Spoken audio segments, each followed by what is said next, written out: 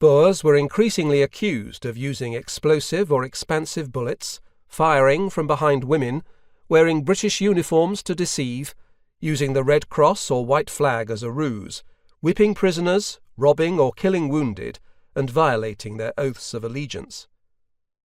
The charge of using improper bullets was one left over from the early days of the war, when both sides were guilty of the practice. They were seldom used during the last two-thirds of the war. That the Boers ill-used prisoners or wounded was largely untrue, but of course there were exceptions, and de la Rey once had some of his men flogged for ill-treating prisoners. There is no evidence of burghers deliberately hiding behind women to shoot, but there were women's lagers on the veldt, and occasionally women with commandos. Sometimes they did get in the way of the fighting males.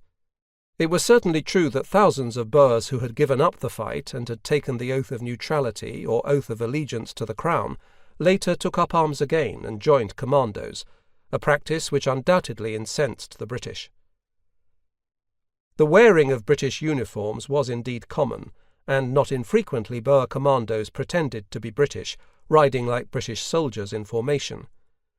Most burghers, if reduced to wearing captured British uniforms, kept their own easily identifiable wide-brimmed slouch hats, but it became difficult indeed to tell friend from foe when many British units adopted the practical and comfortable Boer hat. Some Highland units, which kept their kilts but exchanged their helmets for slouch hats, were described as being Boer above and bear below. Misunderstandings and mistakes about the use of the white flag did not diminish, and the belief was widespread among the soldiers that the Boers deliberately and regularly lured soldiers to their deaths with white flags.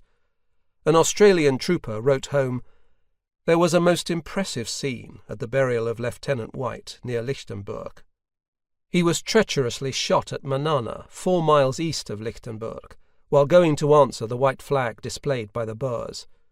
At the funeral his comrades replaced their hats on their heads, and joined hands together and swore most solemnly never to recognize the white flag." Ceremonies of this sort were repeated elsewhere, and the war became crueler. There is evidence that soldiers did sometimes ignore the white flag, and the Boers collected sworn statements from witnesses. Colonials, towards whom Englishmen have usually exhibited a supercilious disdain, had never stood so high in the public estimation in Britain.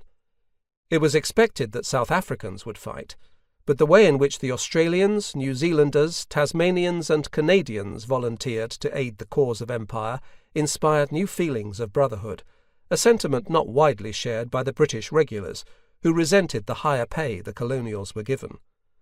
For their part, the colonials, an independent lot, chafed under British army discipline and red tape, and they resented having British regular officers placed over them.